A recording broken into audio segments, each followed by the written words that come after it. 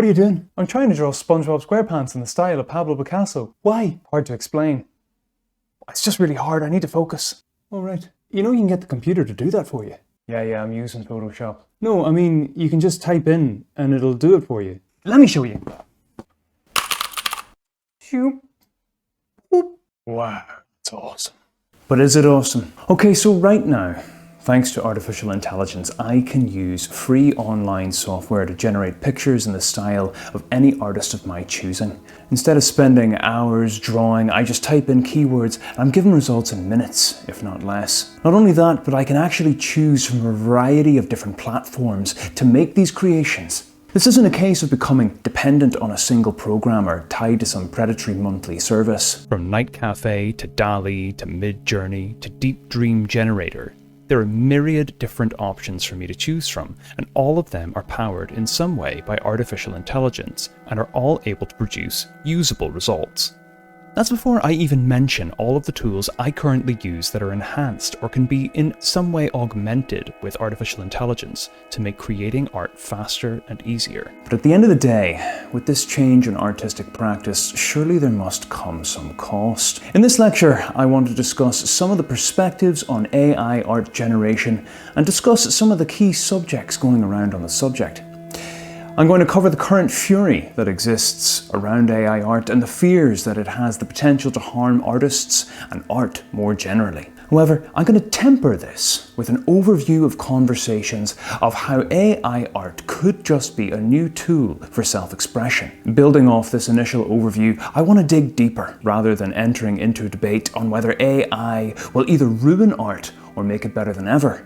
I want to dive into some of the more nuanced positions out there too. The idea that AI could irrevocably change not only art, but our concepts of sentience and intent. Or that, while there's no problem with AI art programs in general, the specific ways in which the current programs function have the potential to destroy artists' careers by stealing art from artists. Ultimately, I'll conclude with my own position. While neural networks that drive these programs are fascinating, and the discussions on the nature of art and perception they encourage are a lot of fun, there are problems at the level of the maths behind these programs that play directly into the interests of increasingly vertically integrated companies. The nature of neural networks and AI programming, specifically the idea that neurons that wire together fire together, has a very real potential to stunt the variety and originality of content we consume. Also, at some point in this video, I'm going to include some footage of a cat wearing socks, so points to you if you can find that too. But before we get into all that, let's try to put this whole thing into some kind of context. What's happened recently that's got people talking about AI and art? Well, lots of things of course, but to pick just one, the 2022 Colorado State Fair art competition was won by Jason M. Allen via Midjourney. And for those of you who don't know what that means, Midjourney is a popular AI art program. Like several other text-to-art programs, Midjourney takes your suggestions and works to combine elements of existing works to create original pieces. Using its neural network, Midjourney tries to blend the sources it's using together as seamlessly as possible, while checking its work for similarity to other existing art. The more similar, the better. In the end, however, it creates something seemingly original, if sometimes unnervingly familiar. That often has stylistic similarities with certain existing schools or trends of art. In Alan's case, he spent around 80 hours working on his winning entry. After being accepted into Midjourney's beta, he entered a variety of search terms into the Discord bot used to provide the prompts, downloaded his results, refined the outputs in Photoshop, printed the pieces, and finally submitted 3 works to the competition. One of these entries was his prize-winning Théâtre d'Opéra Spécial, an ode to space operas like Dune and Star Wars, with a pre-Raphaelite twist. Now, at this point, some of you might be thinking, that's not fair. He cheated. Art, you might feel, implies a human artist acting with some sort of artistic intent, and we'll get into that later. But on the other hand, you might feel like this has less to do with the nature of art, and much more to do with economics. Alan, you might think, has used machines to take away valuable prize money from a more deserving and human artist. And this could just be the beginning. If this software is used increasingly, it could put artists out of jobs. I'll talk about this before the end of the talk, but first, I think it's important to try and break down exactly what these AI tools are and give some indication of how they work. This is necessary so that we can better understand some of the more nuanced claims against them. In terms of specifics, AI art generators differ from program to program. Generally, though, they're powered by neural networks, systems of many simple arithmetical functions executed in parallel that feed into many other connected layers of similar, simple, but connected layers. These layers are organized in descending size, taking enormous amounts of input and narrowing this down to ultimately activate one of a comparably small number of outputs. Imagine you wanted to write a program that took as its input a 10 by 10 grid with one white pixel where all the others are left black. Imagine writing a computer program to tell you what pixel was white. We could break the grid down into individual coordinate values. Each of these coordinates would have a value between 0 and 1, depending on how bright the square is. 0 equals totally black, 1 totally white, with shades of grey for the numbers in between. Now imagine we wanted to know what quadrant that pixel was in. We could take weighted sums of the first set of values and break these down into 4 possible outcomes. We could then start to introduce more complex patterns to our algorithm to see how it does. Adding more complexity to these same building blocks, we could use systems of breaking down complicated questions into simple values to create the effect of identification, knowledge, and learning. Importantly, however, we need to let the neural network know whether or not it was right. To do this, we need to supply it with a bank of previously correct identifications. Neural networks are written in such a way that they compare their processing of input data, how their weights and biases result in certain outputs, against a series of correct examples. Then they self-correct their processing to become more efficient. This process is called training a neural network. This is one reason why a lot of programmers starting out with neural networks do so with text identification, because we already have so much digitized text already to hand that we can use this to help our neural network become more efficient quickly. One important process that I'll return to later is the concept that neurons that fire together wire together. This idea comes from biological and neuroscience research, where real neurons frequently create stronger ties the more they work in tandem. Artificial neurons are the same, and the more a series of neurons works together to positive outcomes, the more strongly they will be connected.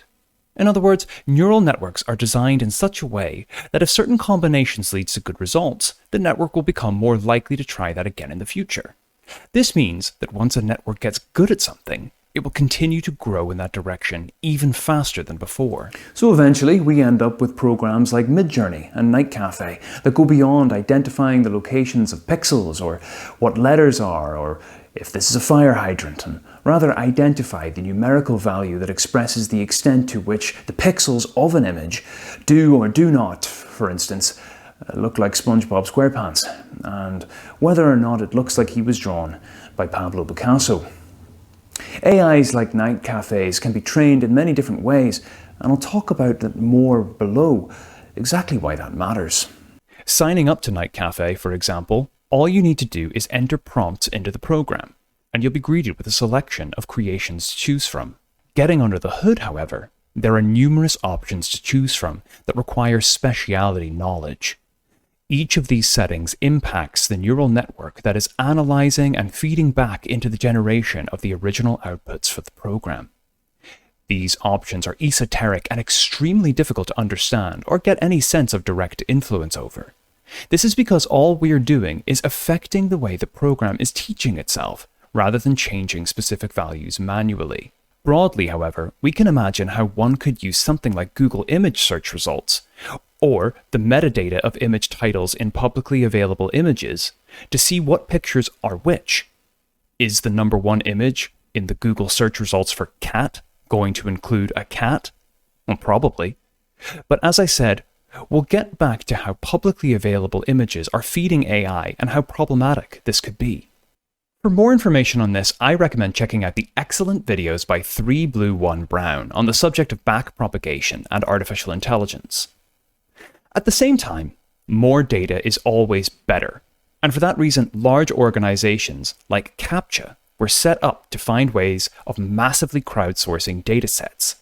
So, the next time you have to prove you're human just to access your emails, by identifying which pictures contain a fire hydrant or what string of characters are, you should know that you're also helping to build up a huge database of text and image metadata for AI training. What is created is undeniably pleasing, or at least arresting to look at, and it's produced in the fraction of time it would take a human to produce the same art. Now, this thought that AI can produce art faster than humans leads me back to the Colorado State Fair.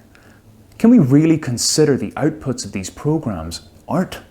Aaron Hertzman, researcher at Adobe Technologies, puts it like this. When people are asked, can artificial intelligence be considered an artist? They would generally say no. To the average person on the street, we might assume there's some sort of suggestion that the creation of art should involve human, or at the very least animal, intent, some sort of desire to create something.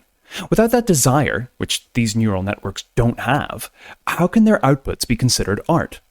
On the other hand, after his victory at the State Fair, Alan himself proclaimed, "This isn't going to stop. Art is dead, dude. It's over. AI won, humans lost." We can take this as an example of the degree to which art is dead and AI have won by looking at some of these new programs and seeing just how easy it is to create art with them. What we know as art is very likely going to be changed by this irrevocably. Indeed, even the competition judges have acknowledged that. While they didn't know Alan's piece was AI-generated art, they've said they would still have awarded the prize to Mr. Allen.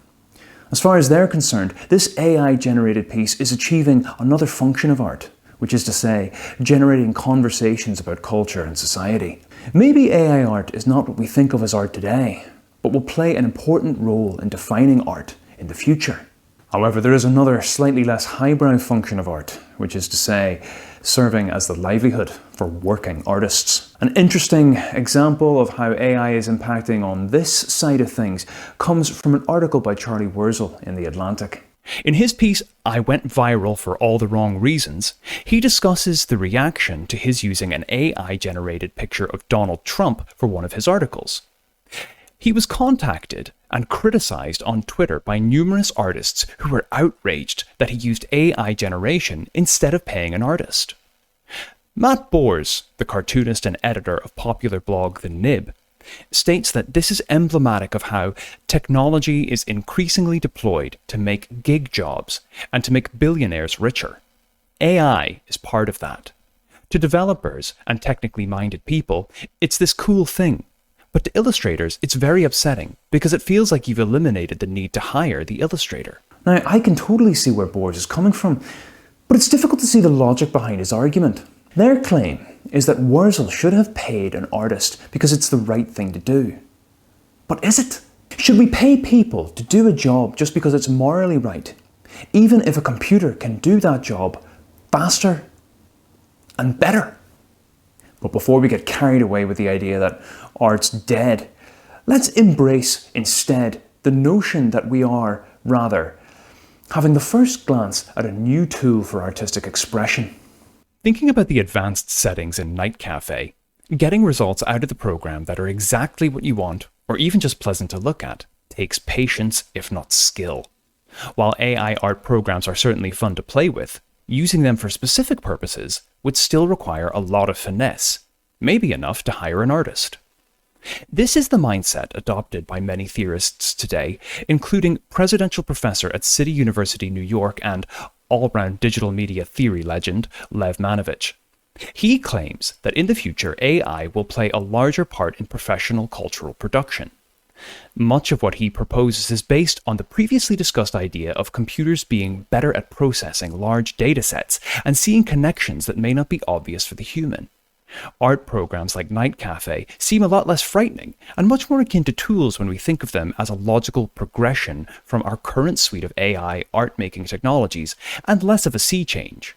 This is largely in line with Aaron Hertzman's thinking on AI artists, where he concludes whether or not we can ever truly see AI as willing creators with intent.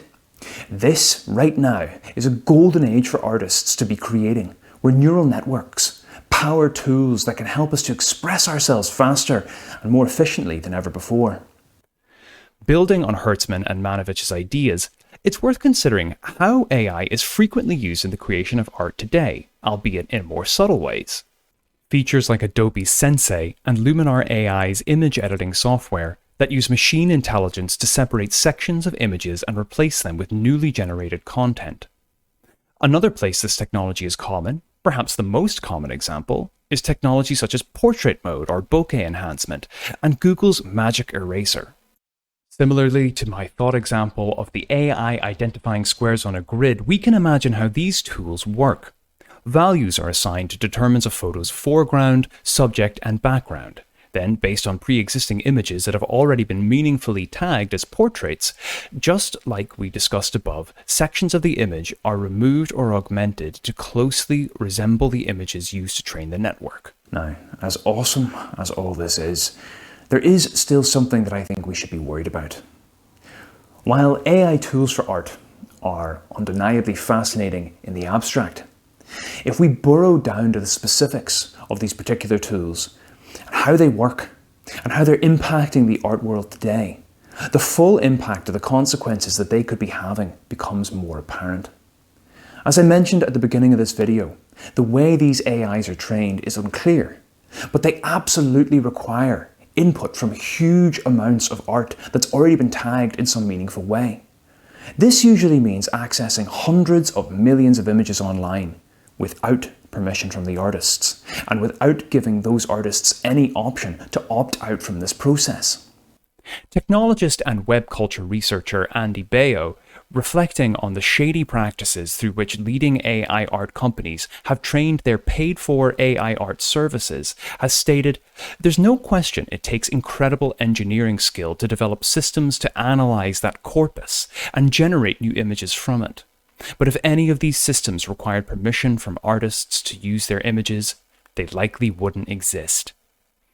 This is the same opinion expressed by multiple artists online, like, for instance, RJ Palmer on Twitter, who posted evidence of an example of AI art referencing work by an artist so blatantly that it even attempted to copy the artist's signature. For a theorist like Gary Hall, this is one further instance of the Uberization of art, as work is increasingly devalued by the power of crowdsourcing. It leads to lessened job security and increased casualization, ultimately puts strain on the economy and limits growth, stunts the development of living standards. This devaluing of art, however, could simply be a sign of the times, an awkward bump in the road for the development of art itself.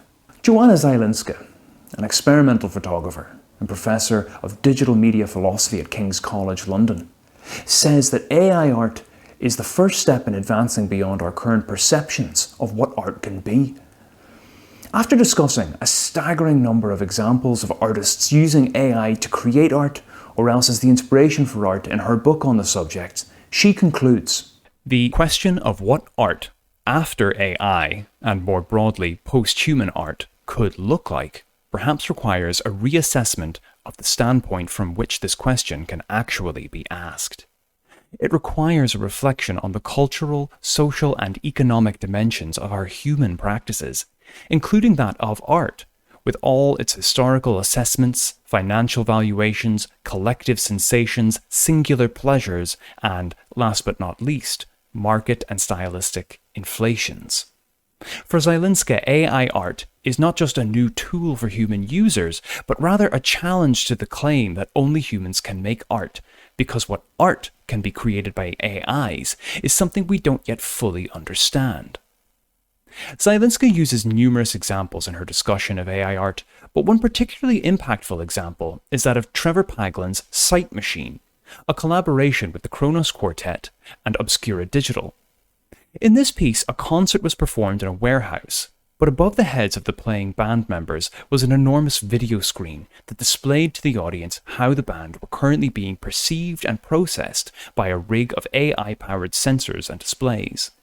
The squiggles and lines that make up the new display may seem at once basic or unnerving, but it nevertheless gives us the insight into new ways of seeing the world, as seen by artificial intelligence, by beings different than humans that see the world for different purposes and in different ways. So, following Zielinska, we might be tempted to say that AI is leading us to a new world of artistic expression. Not only this, but we could challenge what it is we even think of as art, what we think of as intent, or what we think of as consciousness.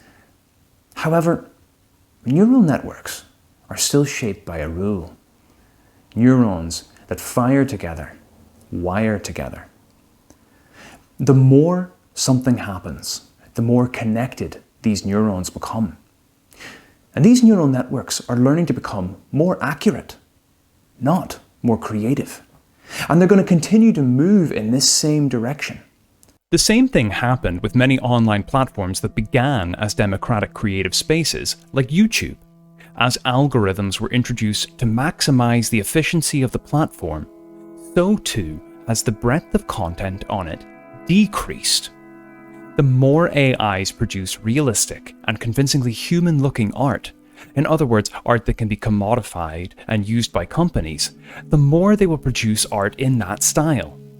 This is simply the nature of the mathematics behind our current understandings of efficiency with neurons.